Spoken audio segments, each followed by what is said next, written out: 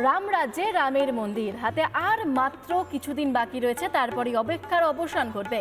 22শে জানুয়ারি অযোধ্যায় রাম মন্দিরের উদ্বোধন। সেজে উঠেছে মালদহের রাম মন্দিরগুলো। ইংরেজ বাজারের বালুচর হনুমান মন্দির। প্রতি সপ্তাহের মঙ্গলবার শনিবার মন্দিরে হনুমান প্রভু শ্রীরামের আরতি। 22শে জানুয়ারি বিশেষ পুজোর আয়োজন। ওই দিন মন্দিরে প্রায় 35,000 প্রদীপ জ্বালানো হবে। সন্ধ্যায় নাম কীর্তনের আয়োজন। অযোধ্যা থেকে মাটি এসেছে ইংরেজ বাজারের এই মন্দিরে। আগামী 22শে জানুয়ারি অযোধ্যায় রামলালার প্রাণ প্রতিষ্ঠা হচ্ছে এবং তার আগে রাজ্যের সমস্ত জেলার রাম মন্দিরগুলি সেজে উঠছে। আমরা দেখেছিলাম ইংরেজ বাজারের রাম মন্দিরের একের পর এক কভারেজ আমরা শুধুমাত্র রিপাবলিক বাংলায় আমাদের দর্শকদেরকে দেখাচ্ছি। এই মুহূর্তে ইংরেজ বাজার শহরের দক্ষিণ বালুচরে হনুমানজির মন্দির এবং এই হনুমানজির মন্দিরের প্রতি মঙ্গলবার শনিবার সন্ধ্যা আরতি, যেমন হনুমানজির আরতি করা হয়, এর পাশে প্রভু শ্রীরামেরও আরতি করা হয়।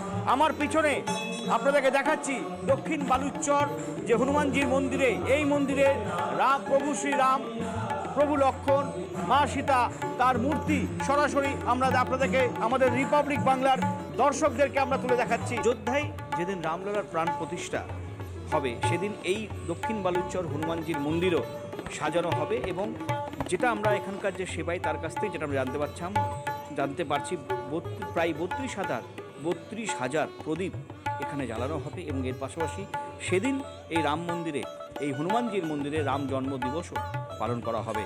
অসংখ্য ভক্তরা সেদিন আর এই মন্দিরে উপস্থিত হবেন। এছাড়াও 365 দিন এই দক্ষিণ বালুচর হনুমানজির মন্দিরে মঙ্গলবার, প্রতি সপ্তাহে মঙ্গলবার এবং শনিবার করে রীতিমতো ধর্মীয় গান, পূজা পাঠ, রামজির পুজো এবং হনুমানজির পূজাও এখানে কিন্তু করা হয়। তবে 500 বছরের এই যে একটা আবেগ, এই যে একটা মানুষের যে ইচ্ছা, সনাতনী ধর্মের হিন্দুত্বের যে একটা যে ইচ্ছা এবং সেটা যে আজকে হচ্ছে রীতিমতো, সেটা কিন্তু খুশি। তেমনটাই কিন্তু এখানকার ভক্তরা এবং এখানকার সেবায়তরা জানাচ্ছেন। মালদা থেকে ক্যামেরায় সুশান্ত সরকারের সঙ্গে দীপঙ্কর গোস্বামী, রিপাবলিক বাংলা। আমাদের মন্দির 100 বছর প্লাস হয়ে গেছে, কেন আমার বাবারই বয়স 80 বছর হয়ে গেলে, তারপরে ওনার বাবা, এই পরম্পরা চলেই আসছে আমরা দেখতে পাচ্ছি।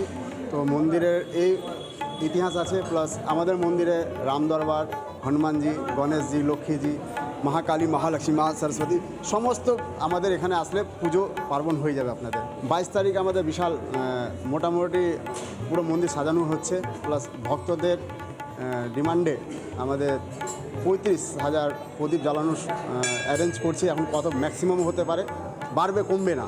তার সাথে সাথে আমাদের ভোগ নৈবেদ্য, অন্নভোগ, আর অযোধ্যাতে যে টাইমে পুজো হবে সেই টাইমটাই আমাদের এখানে পুজো হবে, আর সন্ধ্যাবেলা ভজন কীর্তন হবে।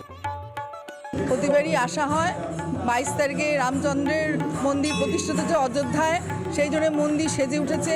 আমরা সবাই আসি, এখানে এসে খুব খুশি হই, ঠাকুরকে পুজো দিয়ে খুব আনন্দ লাগে। আর 22 তারিখে একটা বিশাল প্রোগ্রাম আছে, সেদিনও আসবো। আমরা সবাই মিলে যেন আমরা ভালো থাকতে পারি, এটাই ঠাকুরের কাছে এসে কামনা করি। আজকে যে এতদিন পর এই যে অনেক অনেক খুশি, তার কোনো বলার কোনো ব্যাখ্যা নেই, অনেক খুশি হয়েছে।